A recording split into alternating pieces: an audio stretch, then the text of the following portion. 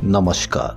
देश और दुनिया की तमाम फटाफट खबरों में आपका स्वागत है। खबरों के लिए आपसे निवेदन कि यदि आपने हमारे चैनल को सब्सक्राइब नहीं किया तो कृपया करके आपके अपने चैनल को सब्सक्राइब कर लें। आप सब्सक्राइब करते हैं तो हमें हिम्मत होती है सही और सच्ची खबरें आप तक पहुंचाने की।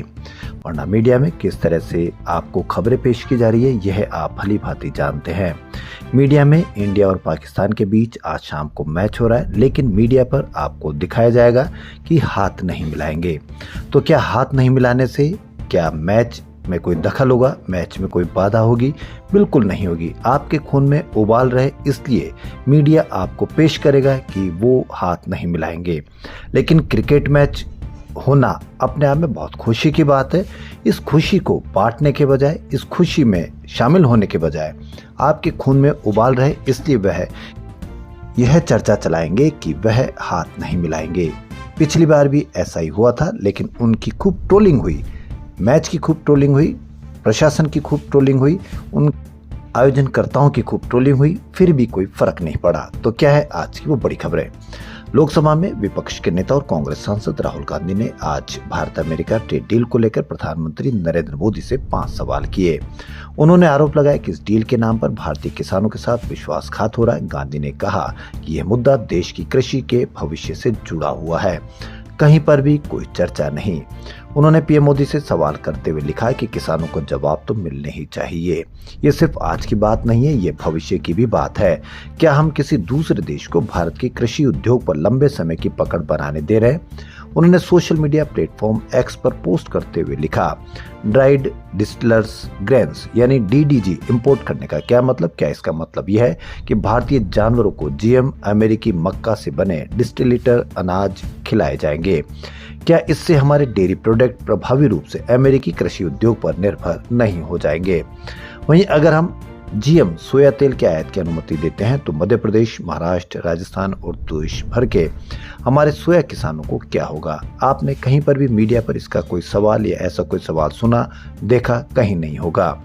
वहीं जब आप अतिरिक्त उत्पाद कहते हैं तो उसमें क्या क्या शामिल है? वहीं गैर व्यापार बाधाएं हटाने का क्या मतलब है? क्या भविष्य में भारत पर जीएम फसलों पर अपने रुख को ढीला करने, खरीद को कमजोर करने या एमएसपी और बोनस को कम करने का दबाव डाला जाएगा?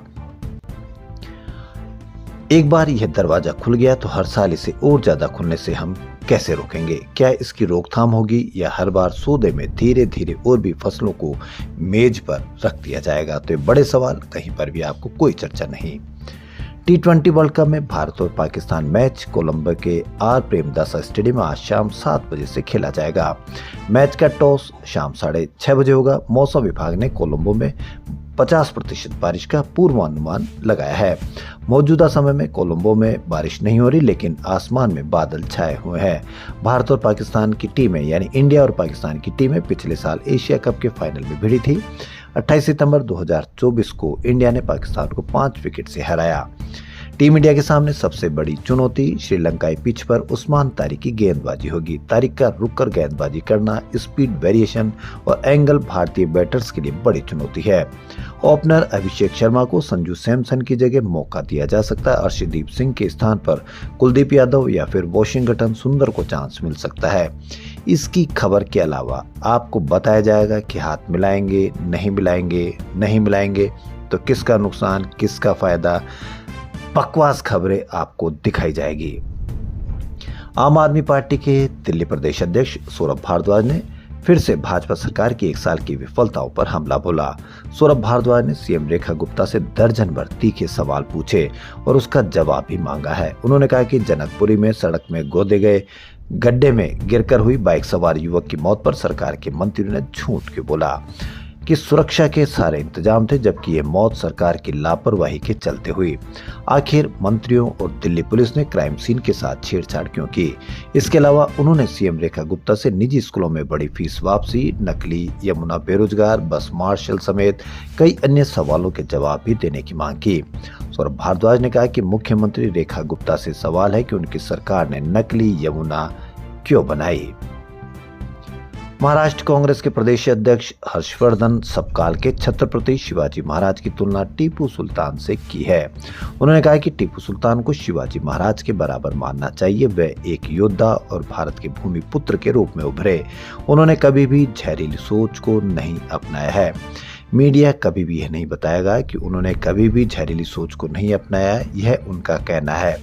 मीडिया को सिर्फ ये पता लगना चाहिए कि किसी कांग्रेसी ने किसी मुस्लिम राजा, मुस्लिम शासक या मुस्लिम का कैसे पक्ष लिया है। बस इस खबर को दिन भर इस तरह से चलाया जाएगा कि आपको लगेगा कि कांग्रेस मुस्लिम परस्ती है, लेकिन इससे आपको क्या फर्क पड़ेगा? टीपू सुल्तान के बारे में किसी का भी कोई विचार है, उससे आपको क्या फर्क पड़ेगा? क्या आपका बच्चा बेरोजगार होगा तो उसको क्या रोजगार मिल जाएगा? क्या आपको महंगी शिक्षा मिल रही है तो क्या वो सस्ती शिक्षा मिल जाएगी? इससे फर्क ये पड़ेगा कि मीडिया को आपके खून में उबाल लाने में सहायता होगी।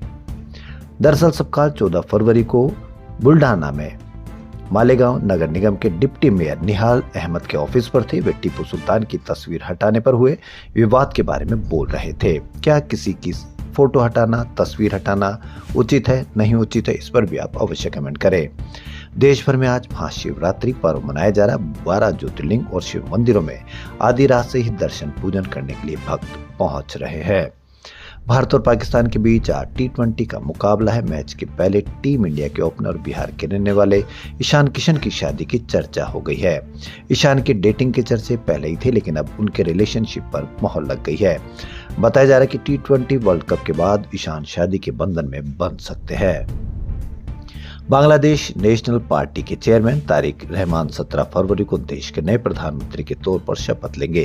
प्रधानमंत्री नरेंद्र मोदी समेत कई नेताओं को इस समारोह में शामिल होने के लिए निमंत्रण भेजा गया है।